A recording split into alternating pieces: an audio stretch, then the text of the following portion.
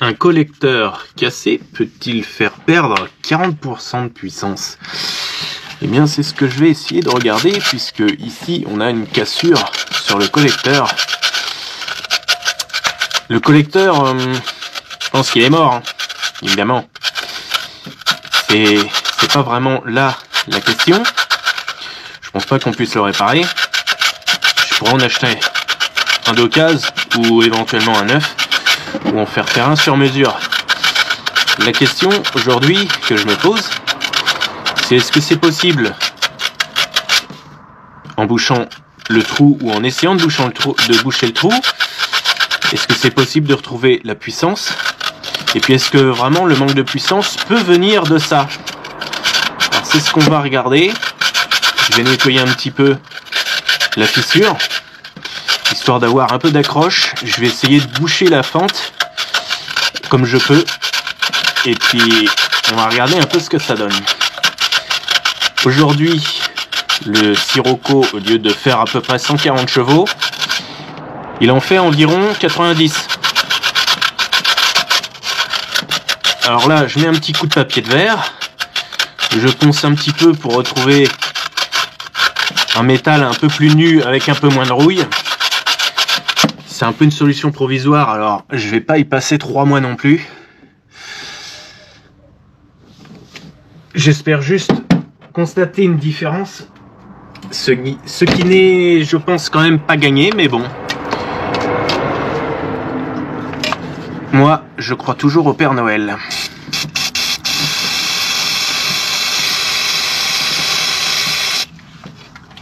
Alors là, j'ai mis du nettoie-frein pour dégraisser. Et puis, je vais appliquer ça. Alors ça, c'est un produit que j'ai déjà utilisé. Je dis pas que c'est un produit miracle, j'ai déjà utilisé, bon ça coûte pas bien cher, ça doit coûter 10 balles. 10 balles le tube de dentifrice pour échappement. Donc c'est un mastic de montage, soi-disant résistant aux vibrations. Et puis donc moi je vais essayer de boucher le trou avec ça parce que je vois pas trop comment boucher le trou autrement qu'avec une sorte de mastic spécial échappement. Donc normalement c'est un peu fait pour boucher les trous, les fuites, et puis faire des espèces de joints au niveau des raccords. Donc j'ai déjà utilisé, on va dire, je suis on va dire moyennement satisfait. Moyennement parce que j'ai utilisé la moitié d'un tube, même pas, à peu près un tiers, et puis le tube a complètement séché au bout d'un an. Donc bon, bizarrement, peut-être il y a un peu d'air de rentrer dedans, et puis bah ça suffit à faire sécher le mastic. Donc j'ai racheté celui-ci uniquement pour faire ça. Bon, j'espère qu'il durera un peu plus, et puis bah, je suis à peu près sûr que je vais m'en resservir pour faire autre chose. Parce que des échappements qui fuient, c'est pas ce qui manque. J'en ai un qui fuit toujours un petit peu, voire même beaucoup. Mais j'avais réussi quand même à boucher pas mal la fuite. Donc je vais faire un petit joint avec ça, et puis je vais regarder ce que ça donne. Alors où commence la fente, où elle s'arrête, un peu difficile de savoir. Au niveau utilisation, c'est un produit qu'il faut faire sécher assez lentement, et le séchage apparemment intervient surtout quand ça chauffe. Donc une fois qu'on a fait le joint, il faut de préférence faire tourner le moteur au ralenti. Ouais, donc on a bien une opercule sur le tube. Donc en effet, quand l'air est entré dans le tube, j'imagine que ça sèche beaucoup plus rapidement. Ou tout simplement que ça sèche. Bon, c'est pas très très collant, hein, ça fait une sorte de pâté.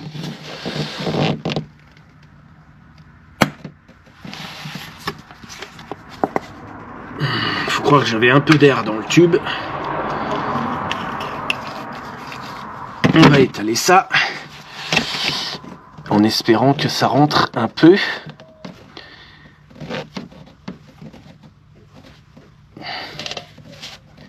Alors malheureusement, je crois que je vais pas faire toute la fente, mais bon, difficile de faire rentrer ça là-dedans.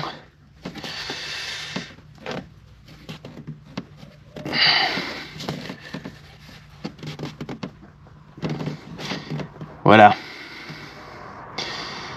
Je sais pas si ça va suffire. Je vais peut-être en remettre un petit peu, essayer de faire une épaisseur, mais je suis pas sûr que ça soit fantastique, mais on verra bien.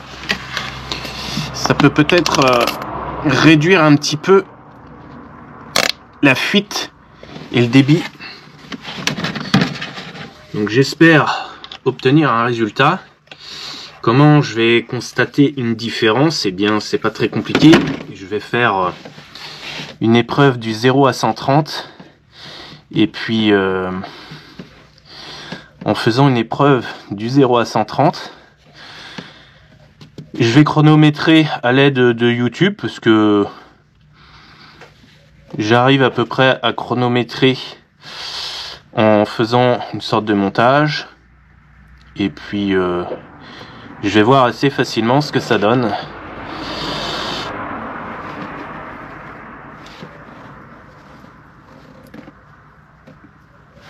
Bon, ça colle un peu au doigt. Bon, c'est pas de la super glue, mais voilà. Donc, j'ai fait ma petite pâtée. J'ai essayé de boucher au mieux. Je sais pas si j'ai comblé toute la fissure. C'est vraiment ce qui me gonfle, c'est que je sais pas où ça commence, où ça s'arrête. En tout cas, j'ai vu une belle fissure ici. Après l'achat, en faisant le nettoyage, je m'en suis aperçu. Voilà l'intérêt de faire le nettoyage sur un véhicule, c'est que on voit un petit peu tous les défauts qu'il peut y avoir. Et puis apparemment, j'ai vu qu'une petite fissure sur le collecteur, justement, pouvait créer une perte de puissance. Alors perte de puissance, j'ai lu ça. Par contre, on n'a pas du tout de recul et d'idée au niveau perte de puissance. Qu'est-ce qu'on perd? 5%, 10%, 20%? J'ai rien trouvé à ce niveau-là. Et voilà pourquoi je pense qu'une vidéo peut être intéressante, parce que s'il s'avère que le problème vient de là et que j'aurais perdu 40 chevaux, bon, bah c'est quand même intéressant de savoir. Alors j'ai une fuite que sur 2 cylindres. Bon, après c'est un collecteur, hein, c'est un 4 2.1, si je me trompe pas. Et puis on va voir ce que ça donne. Alors c'est vrai que ça n'agirait que sur 2 cylindres, mais bon, mystère, on verra bien ce que ça donne. Ça fait maintenant 2 jours que j'ai tartouillé le collecteur d'échappement avec du mastic. On va démarrer, on va faire chauffer un peu et on va voir ce que ça donne. J'espère que ça va tenir, parce que ça peut quand même se faire la malle, sachant que c'est juste collé sur la fissure.